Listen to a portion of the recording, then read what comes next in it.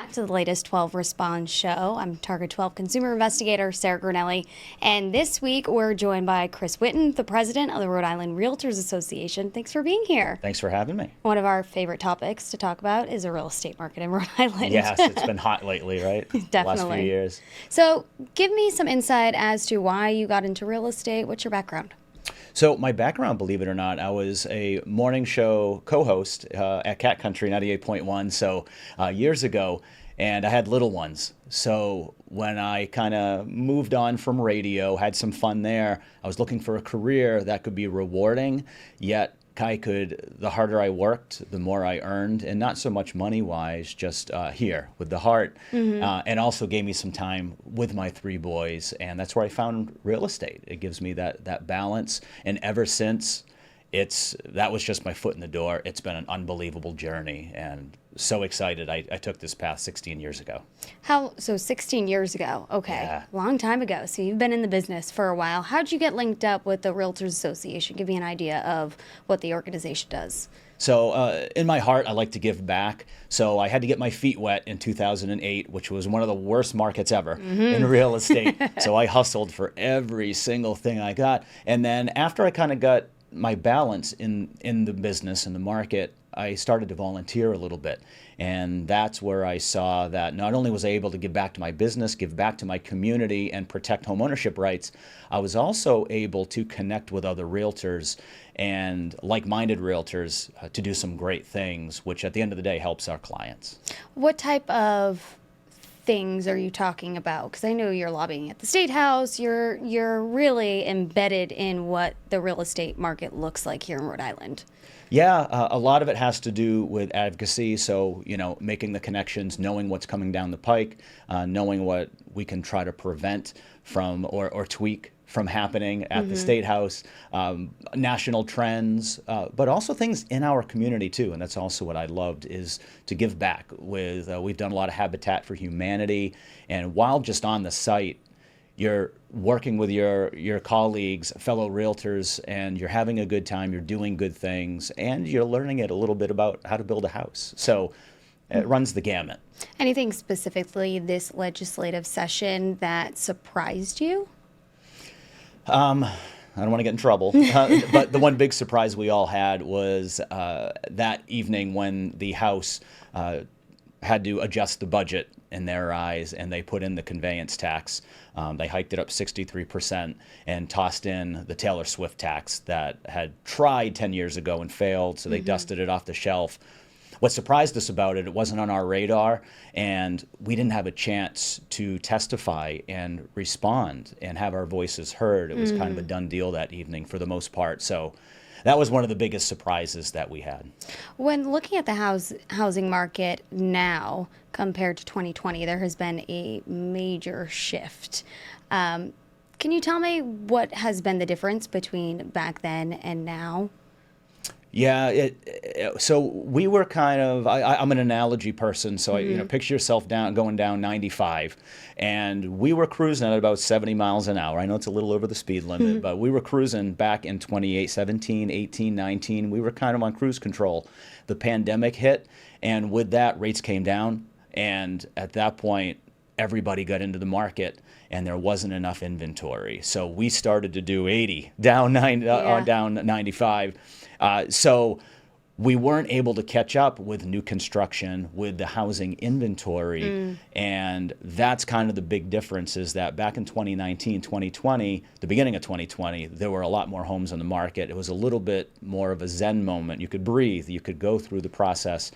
As 2021, 2022, it was a fast-paced market, and the lack of inventory out there made it that. That's when we really were seeing lines out the door for any type of home, whether single family, multifamily, even condominiums typically are the most affordable to get. But there were fights. There were outbids going on. I have stories, not for air, but there was craziness going on. Oh, come on. And I felt bad for our clients, because 10, 15 offers over a 2-3 month span of just, sorry you didn't get the offer, sorry you didn't get the offer. And they felt compelled to have to waive everything, home inspections, throw money down. Like, it was scary. So the good thing over the last year and a half, because the rates went up drastically about a year and a half ago, and that put a freeze temporarily on the market. So we've calmed a little bit. It's still a seller's market.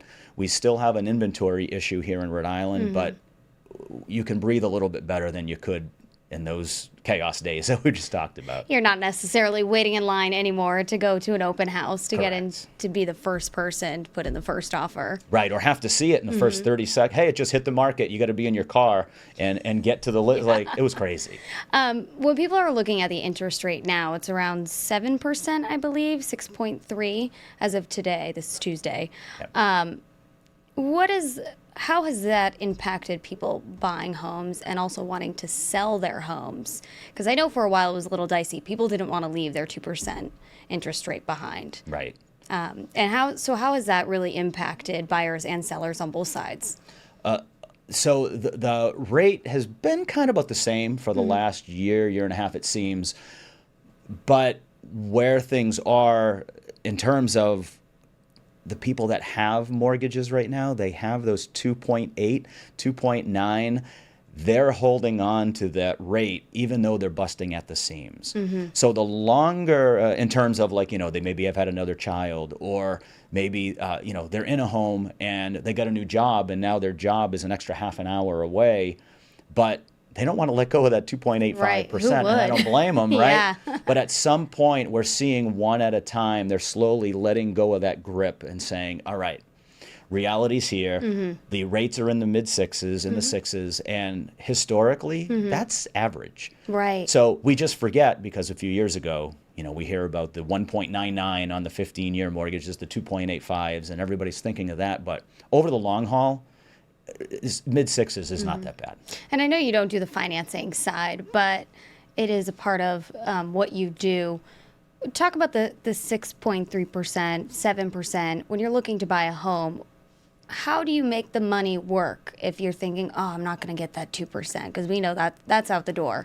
Right. You almost have to forget that and know that this is the new norm. Everybody's watching everything, financially right now at the federal level to see if rates will come down. And even if the Fed does drop the rate, a lot of people don't realize that doesn't necessarily mean the mortgage rate comes down. That's a different rate. Usually they correlate to each other, either a little before they drop or after. But, at the end of the day, a lot of people are looking at that number. And what I suggest to buyers when you're out there, don't look at the purchase price. I know you go to Realtor.com, RILiving.com, and you search around and you see a home for $500,000, $300,000, $800,000. The monthly mortgage payment is the most important thing. Because that fluctuates town to town depending on what the annual taxes are and a few other things. So when it comes to finances, make sure that you're comfortable with that monthly payment, and that's where reaching out to a good mortgage professional will really help you. When people are walking into a home, what are the top things that they should be considering when looking at it? So in this market, it's still semi-competitive, is to stick to what you were truly looking for in the first place. Your search will change, but if you're looking for a big backyard, then, stick to that. Don't just settle because, this one's finally something obtainable. The right one will come along. But, things to look for are, good roofs. Make sure the roof is okay. Structurally, it's okay. In this market we're in at the moment, a lot of people are having their home inspections, which we like to see. As a realtor, we want to see home inspections happening. Great. I would say don't settle. And at the end of the day, I always laughed and I thought it was kind of corny when I get into the market, location. The end of the day, you can change a lot of things about a home given the right money. You can add a floor, a store, you can change the colors, this or that. You cannot change your location. So make sure the commute is okay. I can't tell you how many times I tell buyers of mine, house checks a lot of boxes. It's about 20 minutes outside of the zone that you were looking for. Are you okay with this? And I'll ask them that again the next morning. And just to make sure, because you can't change that. That's some really good advice. All right, so when we come back, he is going to be answering a few more questions that might help you if you're looking to buy a home. We'll be right back. All right, welcome back. Chris is here to answer some questions that'll hopefully help you buy a home if you're interested or looking or even considering right now. So Chris, first step, someone needs a real estate agent. How do they find the right agent for them? So have patience and do your diligence. You know, the kids are going back to school. We just went to Rentham Outlets and we got my two little ones their sneakers. And I would say it's similar. Don't settle. You want to try on a couple of pairs, go around, ask, and find out and see who the right realtor is for you. And that's the other thing, too, is make sure they're a realtor. There is a difference between a realtor and a real estate agent. A realtor abides by a code of ethics, so make sure they're a realtor. But talk to a couple. Ask your friends, ask people that have recently bought, recently sold, and don't just settle for the first person. You don't just try on one pair of shoes blindly and say, okay, I'm going to go with these. You want to make sure you get the right agent. And when you're really picking and choosing, there are a lot of real estate agents out there, a lot of realtors. What specifically should they be looking for to know someone's going to go to bat for them if they might be in a bidding war or the negotiation tactics? What kind of questions maybe should people be asking? That's a great question. It's personality. So you got to have the chemistry because you're going to be in a relationship with this person to find that home for the next couple of months, maybe sometimes even longer. You also want to make sure that they have experience. Now, if they're a newer agent, don't write them off immediately. Ask if they have some, a mentor program and they have people on a team that they're working with. Because I have some newer agents that I brought into my office. I work behind the scenes with them, and they close, and they couldn't be happier. So just do your homework and don't just settle. Not only for the home you're going to eventually buy, but also for the realtor that you are going to choose to work with, because we're not all the same. We have different tools in our toolbox, and you want to make sure you get the right one. Great. So what should a first-time home buyer expect if they're getting into the market now? Is this a good time? What does that process also look like for them? So the best time to get into the market for a first-time home buyer, any buyer, is yesterday. The second best time is today. Back when rates were 2%. That's right. But real estate always goes up. There are little dips here and there. We haven't seen one in a while, since 07, 08. But the best time is to start now. And doesn't mean that you're going to buy a home tomorrow, but talk to a realtor, talk to a mortgage professional, see what your options are, and then from there, build a game plan. Maybe it's 2 years from now you're going to look to buy. Maybe you're like, wow, I didn't realize I could buy now and I'm going to save versus what I'm renting. But you want to get out there and team up with a realtor right away. And the one thing I would mention to buyers that they need to have is patience and team up with a good realtor and be coachable, because you're in a team. You're hiring a quarterback for your team. And you want to make sure that that quarterback's going to be able to lead the way with your input. And do you suggest that they get pre-qualified even if they're not fully ready to buy a house, but if something pops up, they might be, then they've got their documents in order, they're ready to go? That's a great option. You always want to see, the first step I always say is pair up with a reputable realtor, because not all lenders and banks and credit unions are equal either. So there's the right one for them out there as well. And us as realtors, we know the products that are out there, first-time homebuyer products, a conventional, FHA, USDA. So once you talk to a realtor, we can suggest a couple of lending institutions, bank lenders that you can go to then get what I call Willy Wonka. You get your golden ticket. Now you can go out and home shop and actually pull the trigger instead of just window shopping on Realtor.com and poking around open houses when you don't even know what you can afford and you don't know the process. Right. And here in Rhode Island, there are some incentives to buying a home for your first time, correct? Yes. There are grants that come and go. There are down payment assistance programs. We have Rhode Island Housing here in Rhode Island, which is an amazing asset. So programs come and go for first-time home buyers, but that, again, is where a reputable lender and a reputable realtor can connect those dots for you, where if you just go and do it yourself, you may not even know what you're missing. Right, because all those grants, like you said, they do pop up, and if you get it, you get it. You're very lucky to get those extra dollars to help you with your home. Right, and I know that there's some in the works, and even at RI Realtors, we're working with our charitable organization to get out there to have some down payment assistant grants for that, because we see firsthand that the American dream and generational wealth is on life support here in Rhode Island for first-time home buyers. I have a 20-year-old son that's in the Coast Guard. In a couple of years, he's going to want to come home from the rocky shores of Maine and buy a home here in Rhode Island.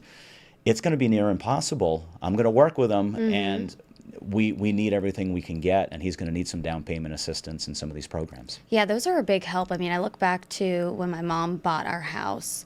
Single parent, worked multiple jobs, but she was able to save up enough over time to buy a 2-family house.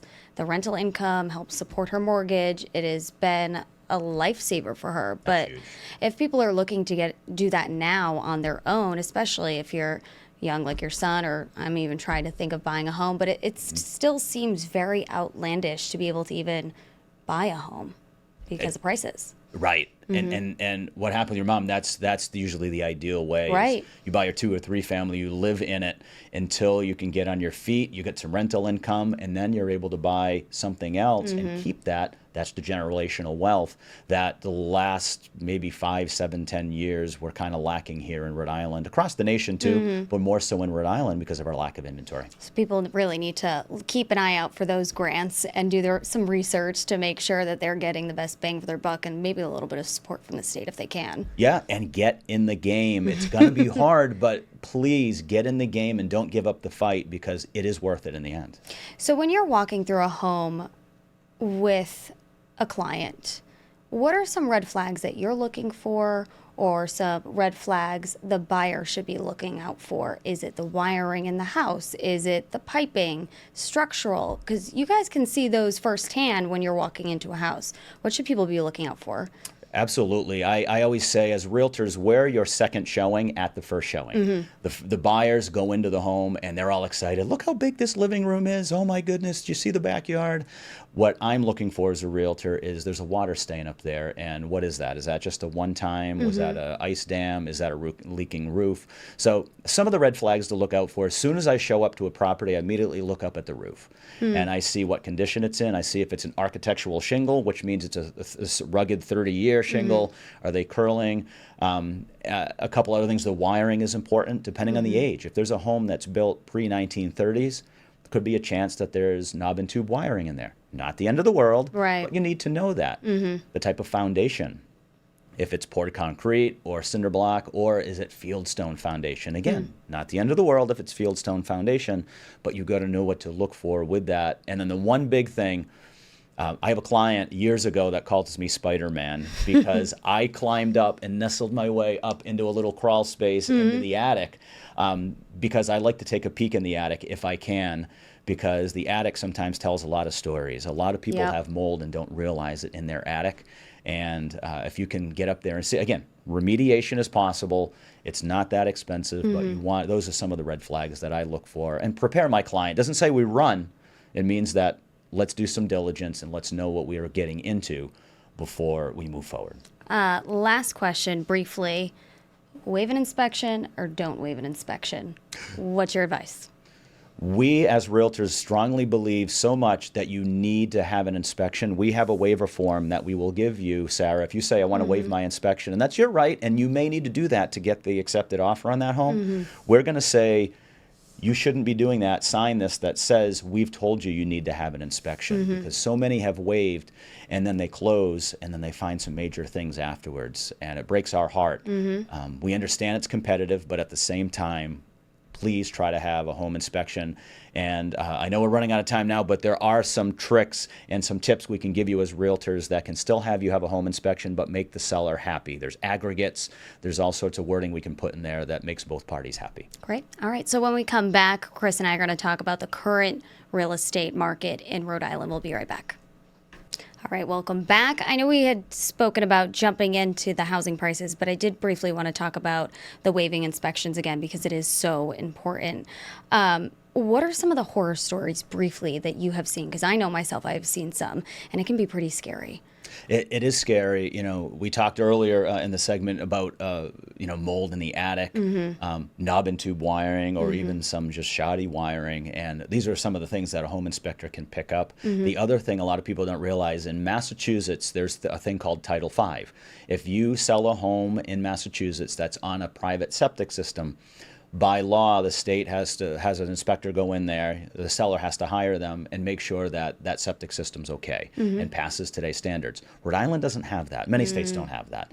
So if you waive your inspections altogether on a home that has a private septic system, Oof. It's pricey to fix. that's rolling the dice that I don't Yeah. want to. Yeah, that's a $30,000-$40,000 situation if you move in and find out that the septic system has failed. And you definitely don't want to deal with that if you're already paying. Prices are going up in the state, and then you're going to add that onto what you've already paid for. That's expensive. Then, even though the housing market's going up, you're upside down because now you have to spend $30,000-$40,000 on a new septic. You can't sell it. God forbid if you needed to right away, you'd have to hang on. So yeah, those are some of the things that can. There's many others that can That can go have wrong. a home inspection. Let's talk about the current real estate market. The latest data of July says that a single family home is more than $500,000. The interesting thing I saw, it's a 74% increase from 2019. That is huge. How It's did big. we get here? So it's tough, and not to keep going down this road, but the lack of inventory, the lack of new building we've had in Rhode Island. So the rest of the country, besides a couple other spots, has healed. They've built enough supply, but that's the tough thing here in Rhode Island is not only people from Massachusetts and New York coming over because it's a little bit better of a bargain than if you were to buy outside of Boston, outside of New York City. That combined with what we offer in Rhode Island, close beaches, amazing food, a great culture, right? Who Dell's wants Lemonade. to be here? Who Right. doesn't want to be here? Exactly. So you fall in love with it. But then you also have the lack of really land to build. Yes, there's some land, but there's some zoning restrictions out in Foster where there's a lot Right. of land and some of these other places. So we can't build the new construction that we need to sustain that, Texas, Iowa, Ohio, wherever, they could just expand the city limits. We can't. We've already expanded our city limit here in Providence, so that's just part of it. But this ADU law that passed last year is huge. Accessory dwelling units, better known as in-laws. Please look into that. Anybody that's watching this that is someone that may own a home or somebody that wants to move in with a family member. Yeah. It's a great option. Or you have an older parent that needs a place to live. That is key. We don't even have enough senior housing, Correct. too, in the state. Briefly, talk about the multifamily homes, up $600,000. We have about 30 seconds or so. What can people expect if they're looking for a multifamily? Grab a lottery ticket. No, I'm kidding. But just be patient. You can. We were talking about generational wealth earlier. Multifamilies, especially in this market, because of the rental market that we're in and the prices, they're cash cows for a lot of investors. So they're pulling it out of the market and putting it into three families, multifamilies. But I have a lot of clients over the last few years that have found it, that have landed one, and that have moved in, and now we're getting the generational wealth that we talked about that your mom received back in the day. Which is really what you want. That's the key. All right, Chris, thank you so much for being here. And thank you for tuning in to our latest 12 Responds. Have a nice day.